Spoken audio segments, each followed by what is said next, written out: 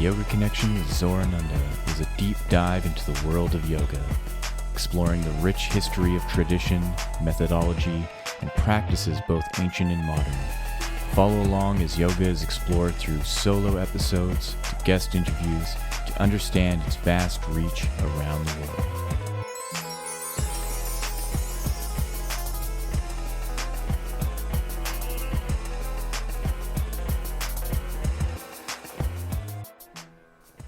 Hello and welcome to the Yoga Connection. My name is Zorananda, and today I'm going to do a summary of Ashtanga Yoga and what it takes to apply this practice into your daily life. That it's not just information, it's not just a philosophy, that it's actually something practical that you can take into your daily life. And so I just wrapped up a 20 plus episode series where I dived into all the yamas and niyamas, the asana, and I did like a 4 or 5 part mini series just on asana practice, and going into pranayama, pratyahara, dharana, dhyana, and samadhi. And today I want to look at mainly the yamas and niyamas and kind of get into the other limbs. I'm not going to go through all of the yamas and niyamas just for the sake of time, but just to show what it can mean as a yogi to take on this practice and, you know, what it means to implement it. So, you know, when we're looking at the yamas and niyamas, starting with the yamas, we have ahimsa, we have satya, asteya, aparigraha, and brahmacharya. So say if we're looking at ahimsa, non-harm, it's not enough to only know the word and the definition. It's now important to implement it in your daily life as if you have a filter in place, so that when you're out in the world, you can utilize it through the exchanges that you have, because all the yamas and niyamas have 3 main sides to it: physical, mental, emotional, and spiritual. And so when you're looking at ahimsa as a practice in your daily engagement, it's important to start to think, okay, where am I being physically harmful? Where am I being mentally harmful, emotionally harmful, spiritually or energetically harmful?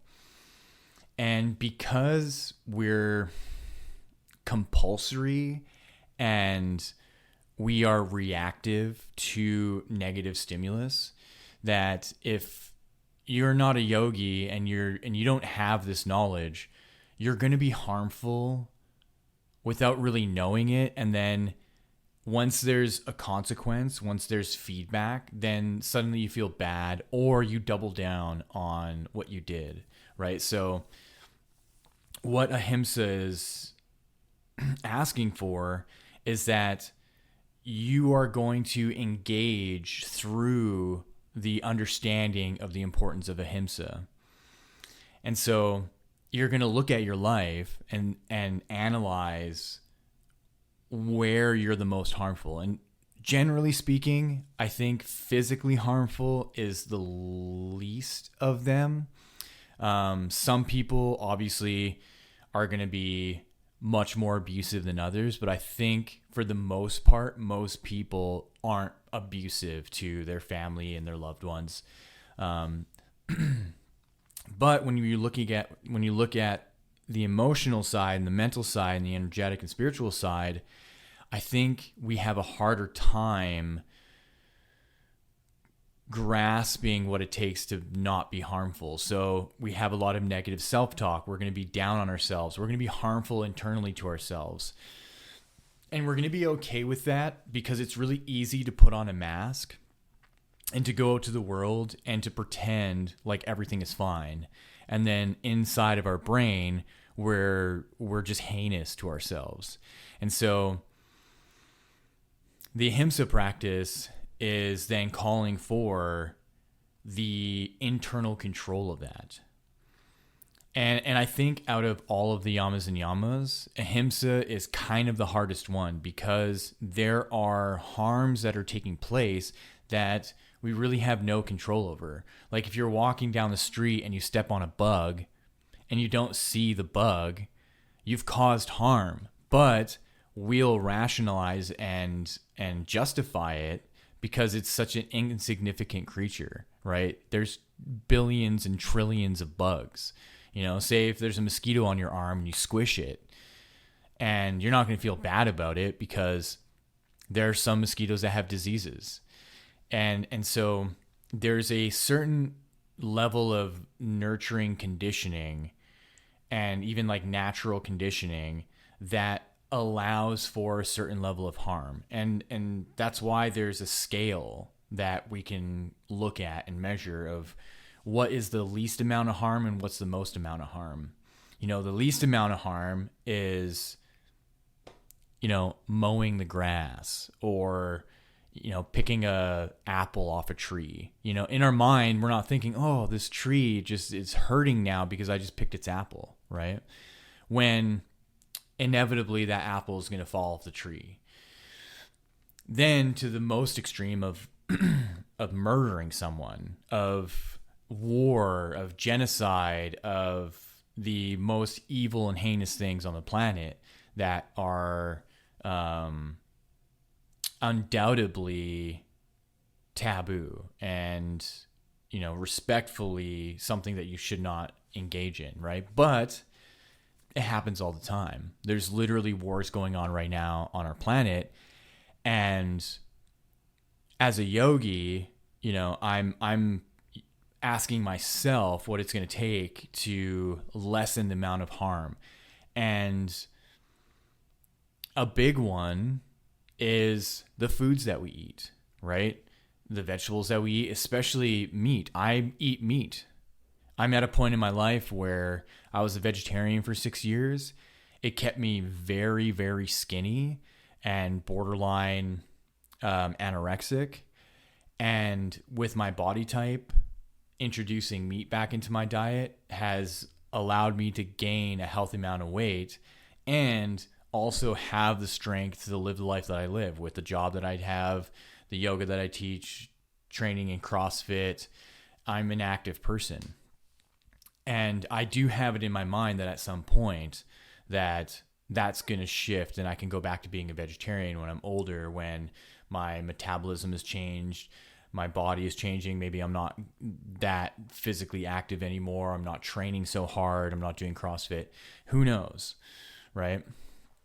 And so in that degree of harm, we want to do everything that we can to mitigate the severity of it and to eventually move into the point where we know and notice that we are not participating in causing harm without being judgmental of other people, right? So this is a self-practice. This is something that you take on for yourself. And, in the extremes, we have the kind of modern Western person where they don't have a yoga practice. They're not really spiritual. Maybe they have a, general belief in God, or they grew up Christian or Catholic and maybe they don't participate in that stuff anymore. And they just go upon their life as normal, right? And they are contributing to a level of harm, but it's justifiable in their eyes. And on the other end of the spectrum, you have someone like a Tibetan monk or a rishi or a sadhu or like a yogi from India, where they're vegetarian or vegan. They don't kill or they don't participate in any death of any animal. They don't kill bugs or you name it, right? But when you look at those two ends of the spectrum, when we're living out in the Western world, the availability to go live in a cave or in the jungle somewhere and not participate in society and not participate with your family or to live an ascetic lifestyle is really hard to do. And the government itself, like especially in the United States and in Canada, and the society itself makes it really difficult to live that way when it comes down to living on land and living off grid. The opportunity to be able to go live off of land and grow your own food and not participate in society, you're deemed as an outcast and kind of useless. And the government will actually make it really hard for you to live that way. Where you go to somewhere like Tibet or India, there's no problem. I've been to India twice, and there are sadhus everywhere that literally just like set up camp anywhere, and they live in caves and they live in the forests, and it's just a part of their culture. And that's where the idea of asceticism comes from. And like, if you don't know what asceticism is, to be an ascetic is you renounce the material world and you don't own anything. All of your only possessions is literally one set of clothing, a bowl for food and begging, and that's it. And maybe some sandals. And that's it. You don't have a house, you don't have a car, you don't have anything. You have the clothing on your back, the bowl, and your sandals so that you can do pilgrimages and walk around. And for the most part, a lot of them are even just barefoot all the time.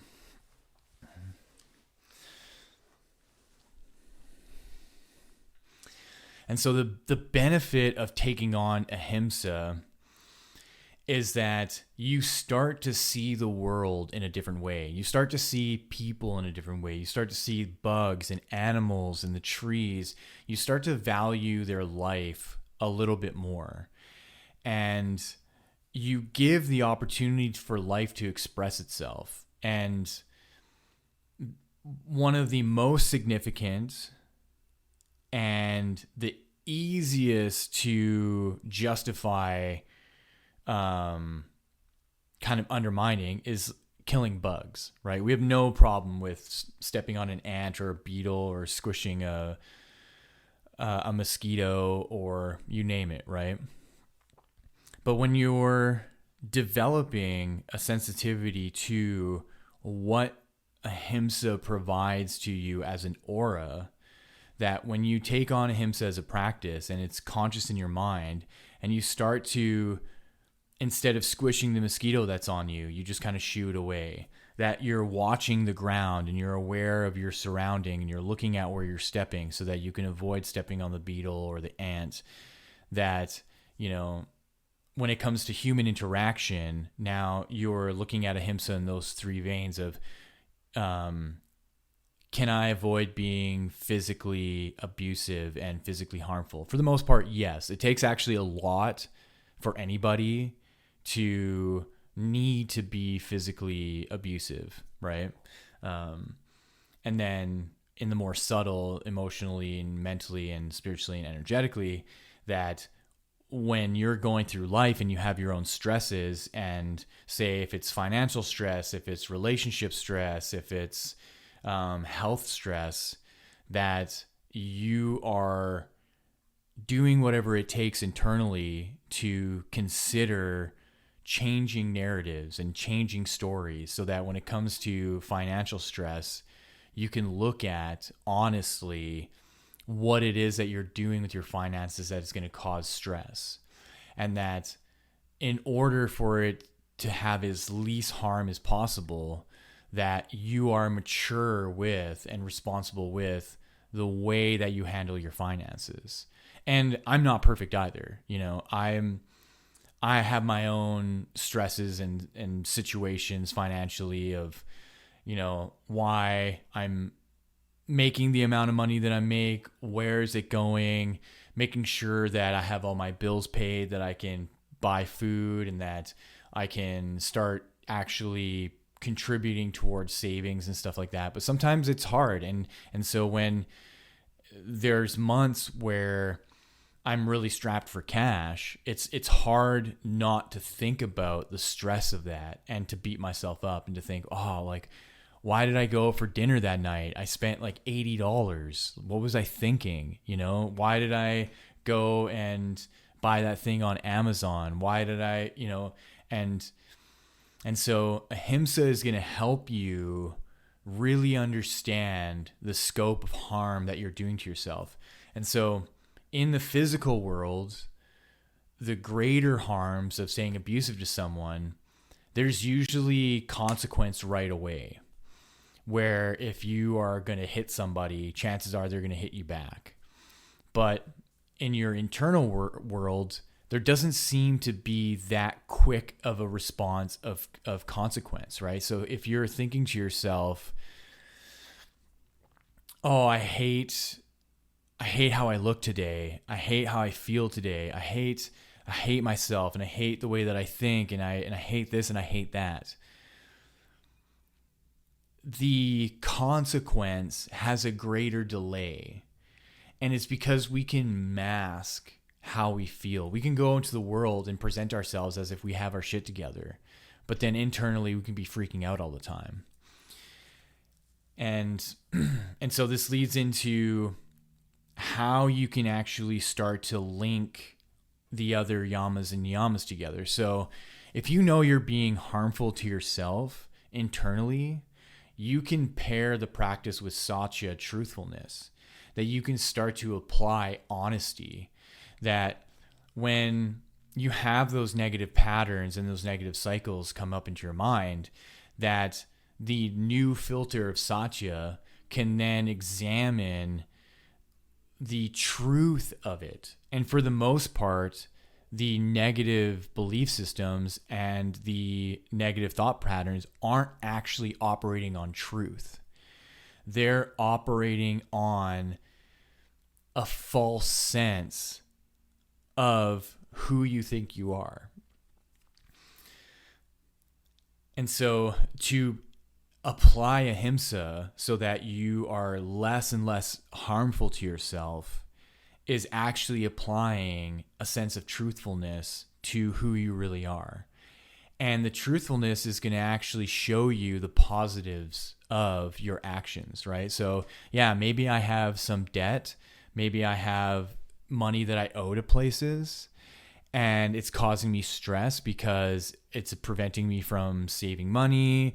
It's preventing me from maybe getting all the kinds of foods that I want to get, going out with friends. But when I apply truthfulness to it, I can see that it's helping me develop restraint so that I can pay off my debts and I can be in this state of maybe a little bit of struggle. But by being responsible and by making sure my bills are paid on time, making sure that I'm paying my debts, making sure I'm refining how much money I'm spending on food and going out, that I'm actually going to lower the amount of harm that I'm doing to myself internally by then increasing the honesty within myself. And that honesty is going to direct me towards being responsible and being mature. And that starts to seep into all the other yamas and niyamas. So I'm not going to look at the other yamas. I'm going to go into a couple of niyamas now. So two that I've been talking about in my yoga classes are santosha, which is contentment, and svadhyaya, which is self-study. And so if you were to look at ahimsa, non-harm, satya, truthfulness, then santosha, contentment, and svadhyaya, self-study, that you can see how they create a bridge into each other, where the more you can be honest with yourself, the less harmful you are, the more content you become. And the more content you become, the more you can study who you are internally. And so the truthfulness and the study, self-study, go hand in hand. And then the ahimsa and the contentment and the non-harm and contentment go hand in hand. And so then you can be content with your position. You can be content in the struggle that you're in. And you can know that the more you study who you are in this, the more you develop a sense of yourself that is growing in positivity. And you can feel then how much easier it is to not be harmful because now you're content. And so if you don't have the contentment in there, if you don't have the truthfulness and the honesty within yourself, you don't have the self-study, then the gauge of harm is going to be sporadic or erratic. And one day you're going to be causing a lot of harm. One day you won't be causing that much harm. One day you'll be causing a lot of harm, and it's going to go up and down without your control. But as soon as you add these other elements and you honestly look at yourself, you can say, okay, this is where I'm being harmful, and that's not okay. And that's then coming from the self-study. So you're using the truthfulness that you're being harmful to study where it is within yourself you're being harmful, so that you can lower the amount of harm that you are extolling on yourself, and then your contentment can go up. And once contentment goes up, you become a noticeable presence around people. And it becomes noticeable that you're not just wearing a mask, you're not just pretending to be a good person, you are genuinely a good person. That when you shoo the mosquito away, it's not because now you're like, oh, I can't harm the mosquito. It's just a part of your nature. You're just going to be like, get out of here, right? You're going to watch your surroundings so you're not stepping on things. You're going to watch your words so that if you're in an argument with someone, with your loved one, with a parent, sibling, whoever, that it's just now just going to be a part of your nature, because the contentment and the truthfulness and the self-study are now driving the harm down. And so you now have these filters in place that when someone is talking to you and maybe they're being harmful, maybe they're being judgmental, but it's not going to make that gauge of harm fluctuate out of your control. You're going to be able to look at the person and respond in a way that's actually going to help them lower their harm. Because the more you can exhibit within yourself these qualities of truthfulness and contentment and self-study, that when they're at such a high level and it's exuding out of you, the words that you speak to that person is going to impact them so much that intuitively their harm level is going to go down. And it's going to open up space in their consciousness to consider something new in their response to you. And maybe it'll take some time. It's not like it's like a work of like a miracle, but it's something that then you can hone in on, so that with your interactions with people, it becomes noticeable that you can actually subdue harm around you. And that actually feels good. For the most part, most people are going to appreciate that in you. And this is the benefit of having the Ashtanga Yoga practice. It's the benefit of having the knowledge of these yamas and niyamas. It's not supposed to be something that is like new agey or woo-woo. It's really down-to-earth practicality of what it takes to be a good person and what it takes to interact with your environment in a way that is going to lead to upliftment more and more. So what I suggest is go back to my other episodes if you haven't, listen to them, and also find it online. I'll even have a link in my description here of the yamas and niyamas. Maybe I'll just like type them out in the description so you can just read it, or I'll also provide a link of a source that I think is good. But start to implement this stuff and see it as part of your yoga practice. And so this is going into now the asana part of it, because in our world today, the asana practice is highly pervasive. You see it all over the place. YouTube videos, endless and endless YouTube videos of yoga practices, all types of yoga practices, all kinds of yoga studios. People on Instagram, there's probably millions of yoga Instagram influencers, right? And so now your idea of a yoga practice is much more profound, I want to say, than just a physical practice. That you have your time on your mat and you have your time moving your body and doing the breath work and doing meditation. And from the moment you get up and go into the world, come back home and go to bed, you have all that time to continue doing your yoga practice. And it's through the yamas and niyamas. And so that you're doing this thing of bridging yamas and niyamas together. And the brilliant thing is that there is this integrated network between them that you can take any few of them and bridge them together and say, okay, today I'm going to focus on aparigraha, non-grasping, and tapas. And I'm going to make sure that I'm dedicating myself to not grasping on things and ideas and people today, and see what happens. And you can do that with all of them and say, you can go into Ishvara Pranidhana, surrender to the Lord. Okay, what does it mean to surrender? And I'm going to take, say, ahimsa again, and I'm going to surrender to not being harmful. Or let's say saucha, cleanliness, and Ishvara Pranidhana. I'm going to surrender to what it takes to being a clean person. Because there's a lot of people who are just dirty people.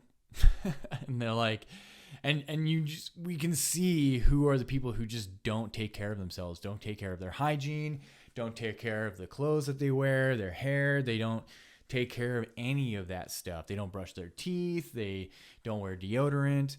And so the Ashtanga practice and the yamas and niyamas as a yoga practice can do so much more than just what our typical understanding of a yoga practice is, of doing sun salutations and vinyasas and warrior sequences and handstands and you name it, right? And so when we're going into the asana practice now and say into pranayama and pratyahara, that typically you want to start your day with that. So I live a stupidly crazy busy life where I'm working a full-time job. I'm teaching yoga 3 days a week, teaching 6 classes. I'm in a band. We're doing band rehearsals. I am recording my own music. I have a podcast. I train in CrossFit. And I do my best to have a morning practice when I can. On Sundays, I give myself the day to just do nothing, record the podcast, and spend an hour yapping into a mic. But for the most part, my Sundays are super chill. But for the rest of the week, Monday mornings, I'm waking up to do a yoga practice or going to my brother's house to do weight training. Tuesday mornings, I'm waking up to do a yoga practice because I teach in the evening. Wednesday morning, I'm training in CrossFit with my trainer Ed. Thursday morning, I'm waking up and doing a yoga practice.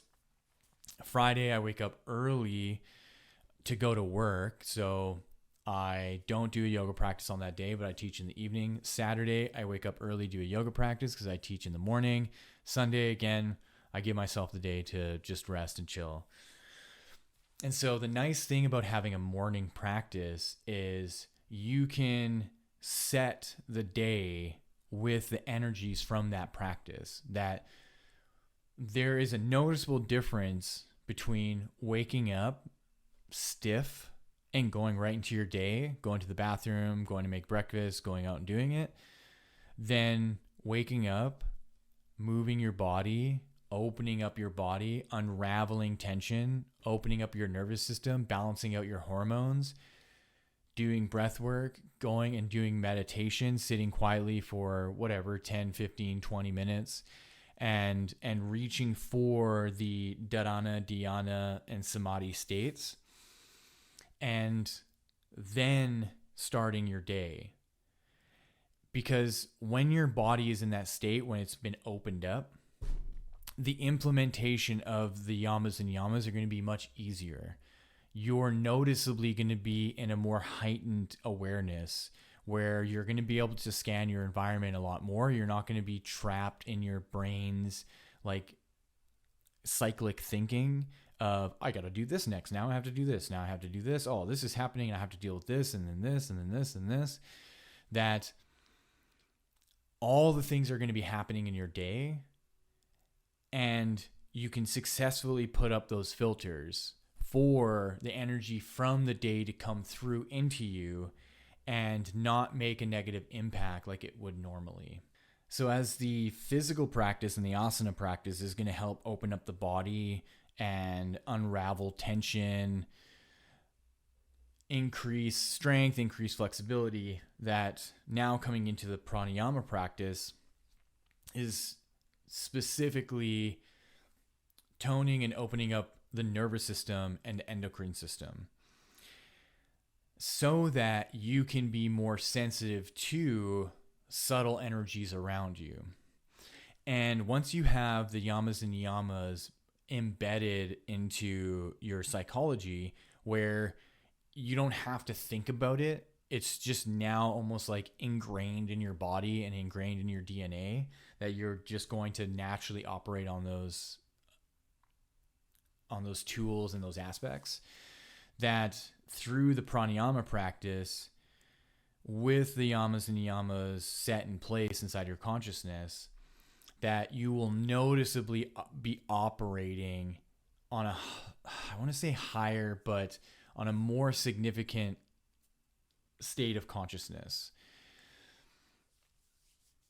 which will start to affect your day-to-day living.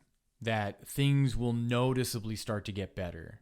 That, like I was saying earlier, you'll have no problem handling your finances. You'll have no problem handling your relationship. You'll have no problem handling your diet. That it'll just be common sense now to make sure things are clean and in order and functioning well. And any sense of dysfunction gets immediately dealt with through your practice. And so it becomes evident that once you wake up, go to your practice, do the work, set the yamas and niyamas, then the rest of your day is noticeably smoother. And my teacher likes to say 1 hour of yoga a day makes 23 hours of normal. So it's not that, you're trying to be superhuman. It's that the rest of your day is going to be relatively smooth. So if you listen to the episodes on Dharana, Dhyana, Samadhi, explaining it gets much more tricky, and it gets trickier and trickier as we go along, because we are naturally moving towards non-physical representation of consciousness. And so, coming into pratyahara and sense withdrawal, that the yamas and niyamas and the physical practice and the pranayama practice is to set yourself up so that your desires of the material world are fulfilled. And so the yamas and niyamas are actually helping you get to a point in your psychology that the physical world won't ever fulfill your internal desires. And that your internal desire is actually pointing to something inside of you that cannot actually be fully represented in the physical world. And so when you go through the yamas and niyamas and you actually master them, you can get to a state of consciousness where the pursuit of the greatest desire is noticeably viewed through divinity.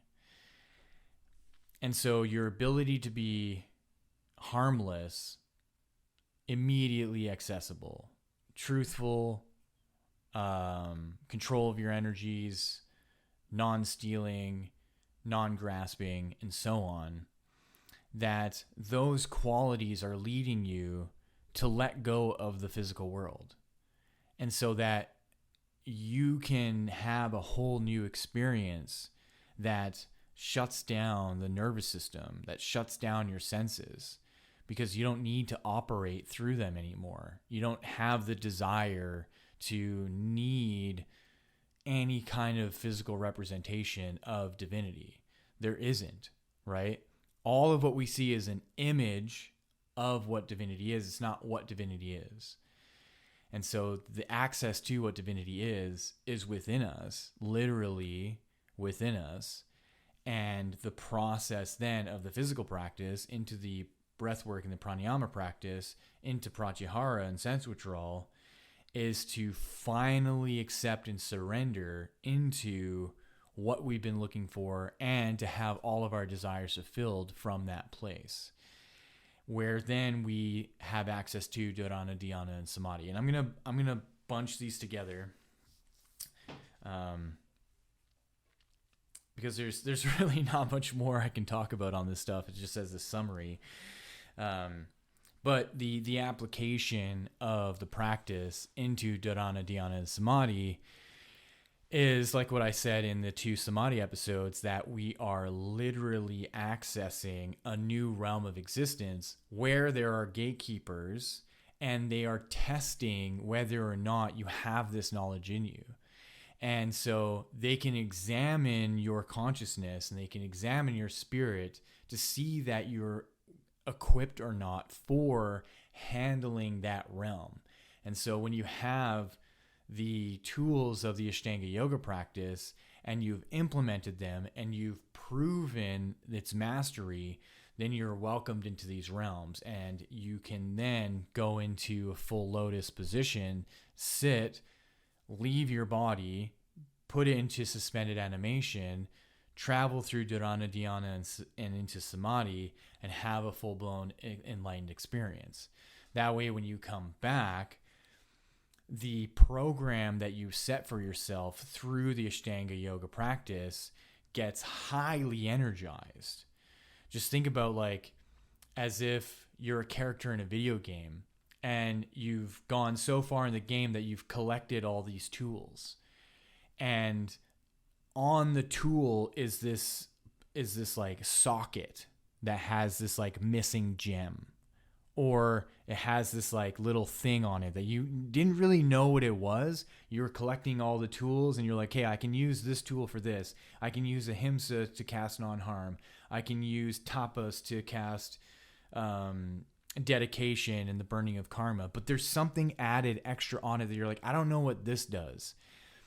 And you're led to the point where dharana and dhyana are the portal into samadhi. You go into samadhi, and then in samadhi, the beings that are there are like, hey, do you remember that little thing on the tools of the yamas and niyamas? Here you go, put this in it. And you come back to your body, and you apply the new tool that you got from samadhi into the practice that you do. And then now they're all integrated together.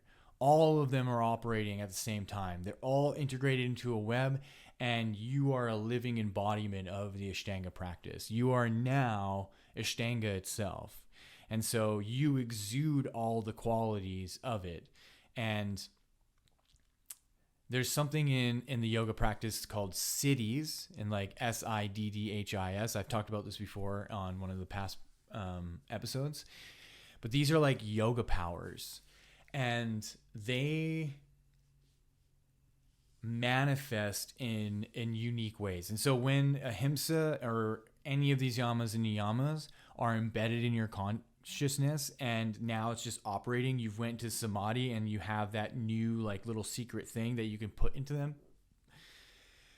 that there are experiences that you're going to have that are phenomenal in nature. And I have one example of this happening to me in my life. So, and whether or not this is true, who knows? I experienced this. This is what my thought was when I had this experience. It made sense to me in that time. And so it was easy for me to put this two together. So I was driving on a particular road here in Edmonton on 87th Ave between 149th Street and towards 156th Street. So it's like this area called Meadowlark. And I was driving on this road, and there was a car to my right and a car to my left behind me, and we were approaching a crosswalk that didn't have a signal. So a lot of crosswalks now have like a button that you can press that triggers a signal. So this was at a time where Edmonton still had a bunch of roads that didn't have the signaling. But I was driving up to the crosswalk and someone was crossing the street. And the car on my right starts to stop. I'm starting to stop. But the car to my left is speeding. And out of the corner of my eye, and I think my left mirror, I see this car ripping. And I turn and look at the car. But the way that I looked at the car, it's like I projected into the car to stop. And where the person was walking, they were kind of blinded by where I was. And this car like screeched to a stop and prevented the person from getting hit. And so immediately I thought, holy shit, did I do that? And I know that sounds selfish and it sounds like I'm taking ownership, and you know the reasoning could be quite simple that, oh, this person that was speeding saw these two cars stopping, and so they just said, oh shit, there's a person walking by. But I also think that at that time I was really practicing ahimsa really strongly. Like I was vegetarian, I was in my yoga practice practicing 2 hours a day every day. I was not killing any bugs. If there was a mosquito, I'd shoot away. If there's like, I was really dialed into ahimsa. And so I considered in that moment, I had the realization when you're practicing the yamas and niyamas, and if you're so fully invested that it's embedded in your consciousness so strongly that there is a kind of aura of ahimsa around you. And so that you will help prevent harm. That in that situation, quite possibly if it was anybody else, that person might have gotten hit. But I think to myself, okay, because I'm this yogi in this situation and I'm diligently practicing ahimsa and I feel that it's within my aura, that there was something in that whole situation that prevented someone getting hit by that car. And that to me is really cool to think about. Again, whether that's true or not, debatable, right? I'm not going to say like, oh, that's the absolute truth. That's exactly what happened. It can be as simple as, oh yeah, this guy saw us stopping, so he stopped. But I like to think that there are synchronicities at play and that we can consider that we have an effect on the environment around us based on these kind of practices. And that's just one example. And you can go through all the yamas and niyamas and consider the same thing, that how you develop these qualities through the practice, that it is quite possible that you're going to either promote or prevent things positively and promote things positively. And so what I think is that when all of that is established really strongly, that when you are going into deeper states of meditation, that through dharana dhyana, that your path through leading into samadhi is an initiatory experience, and that when you come face and face with these beings who are going to judge you, they're going to see the quality of your life, and they're going to see like your worthiness to be able to enter into these realms. And I think there's going to be a negative reaction to that, but we have that in this world too. Look at any kind of like club or group, right? That there are really high standard groups that a lot of us don't have access to. And it's either because we have to pay a lot of money or we have to have certain qualifications. Like, I can't go to a hospital and just be a surgeon. Like, I can't just walk in and be like, oh yeah, like, you can't discriminate against me. I'm going to be a surgeon because I want to. They're going to be like, who the fuck are you?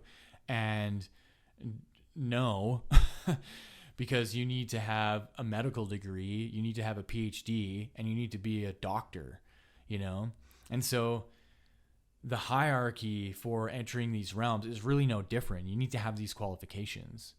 And it's really no different than heaven in the biblical sense, right? That in order to have access to heaven, you have to be free of sin and you have to be a follower of Jesus Christ. Like, there's going to be criteria for access into groups and into places, no matter where we are or what it is.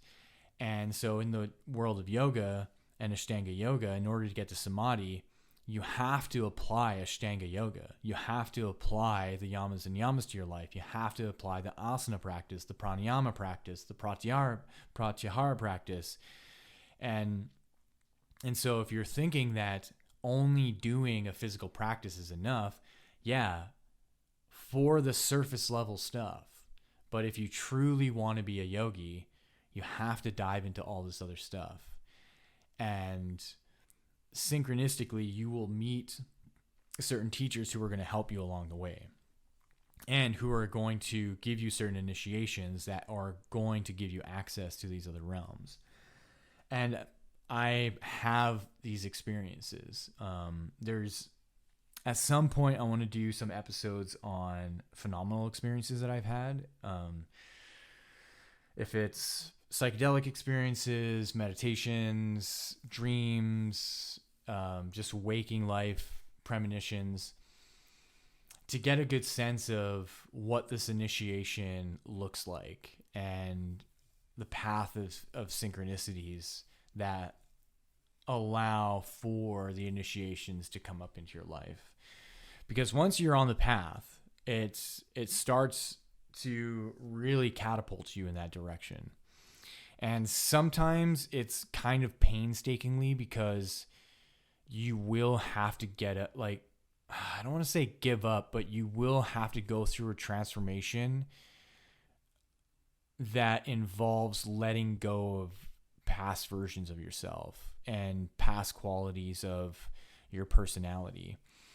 And that's not to say that you have to become this person that talks like this and only speaks in a calm yoga voice. I don't buy into that at all. I think that's what cult leaders use to hypnotize people.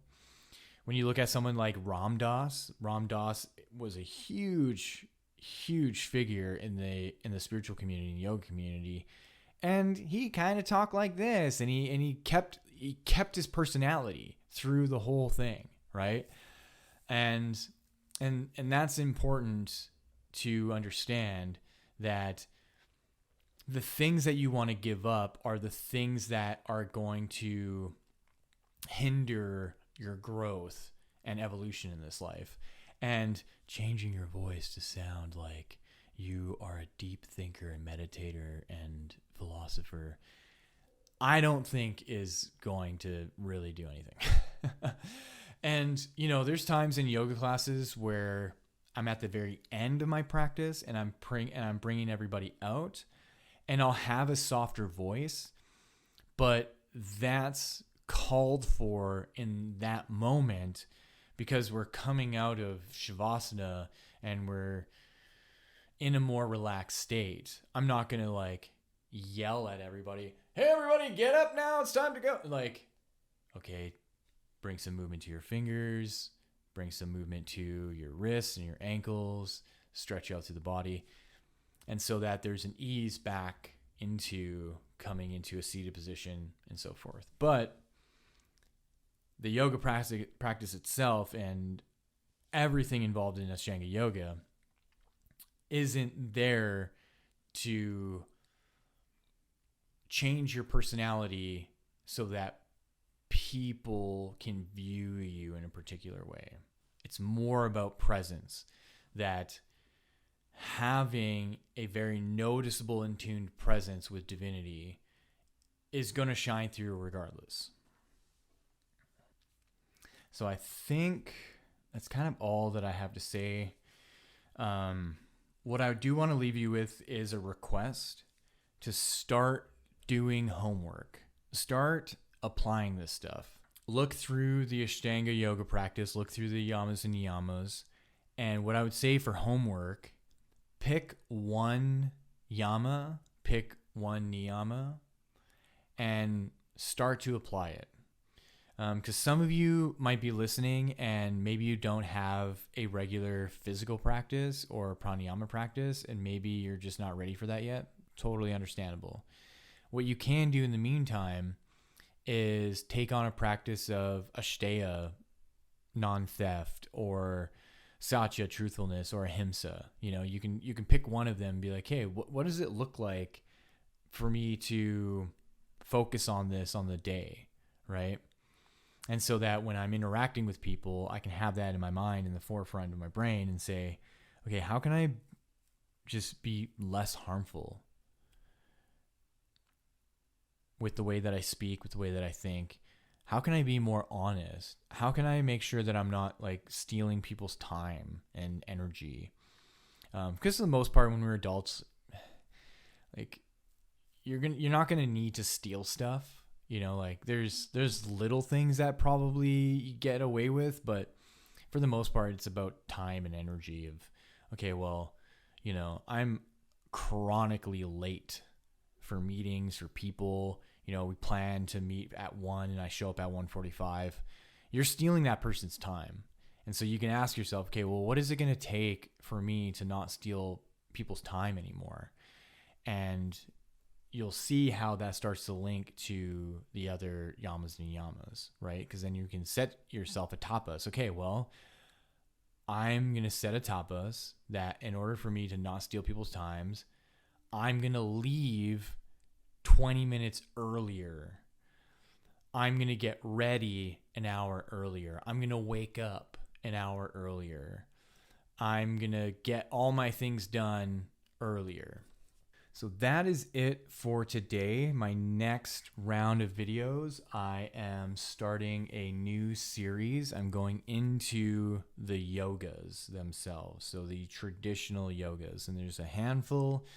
And again, I'm probably going to break some of them down into 2, 3, 4-part episodes because there's a lot of information, and I'm going to need to put together information on each one of them. And that one I'm really looking forward to, because in the world right now, there's this whole movement of people who are really not happy with yoga. And there's a lot of blame on Western yoga. And so I really want to get into a couple episodes of what Western yoga is and why Western yoga does not exist. There's no such thing as Western yoga. People are just finding any reason to be social justice warriors and to point out cultural appropriation and colonialism. And, I went into this on the asana side on, the 4 waves of yoga, where I said, particularly on, I think, the second wave going into, Patabi Joyce and BKS Iyengar, that Western yoga was created by Indian men. And, whenever I see these posts on Instagram, there's this one page, the Anti-Yogi Show, or the Anti-Yogi, and it's this woman, and in all her right, she's an Indian woman, like a Western Indian woman, I think she was born in the United States, to use her platform to spread awareness on what it means to decolonize yoga and to kind of be outraged by Western yoga. But I just don't fully agree with most of her points because it seems like there's a historical context that's missing in really understanding where Western yoga came from, and that you cannot pinpoint it to any Westerner in creating the sequencing. It all came from Indians.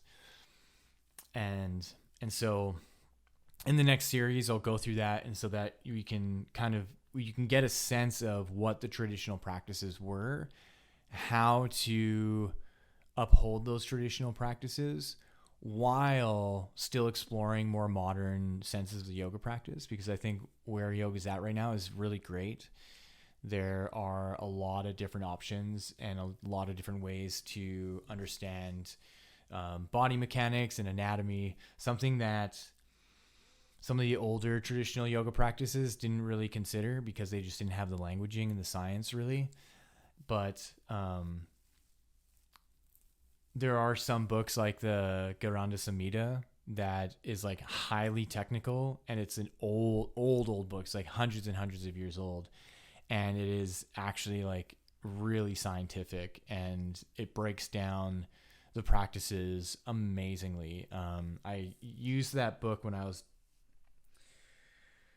doing my Pranayama series. So I think in the Udana or Vijnana, the Vijnana Vayu and Udana Vayu and maybe Samana Vayu. I used the Zorananda Samhita, but I can bring that one up again for these this next series on the yogas. So that's it. That's all for me. My last little shout outs here is I'm in a new band. We just released a new song. I'm going to play it at the end of the episode here. The new band that I'm in is called Love Bomb, and we're a pop punk band. It's led by Carly, and I'm on guitar. Taylor's on guitar. We don't have a bass player yet. We just did a show last night, and we had our friend Dan be the bass player, who's awesome. And Wesley is our drummer, and we make awesome music. So there's that. Check out the links in my description. I've been posting links of the different pranayamas and my teacher's website. I've taken my website off it because I have to resubmit, or I have to get my domain back. That's just because I have to pay for it. So it'll be probably another week before I get my website back up. And that's it. That's actually it. That's all. Thank you for listening. Have a wonderful rest of your day. Enjoy.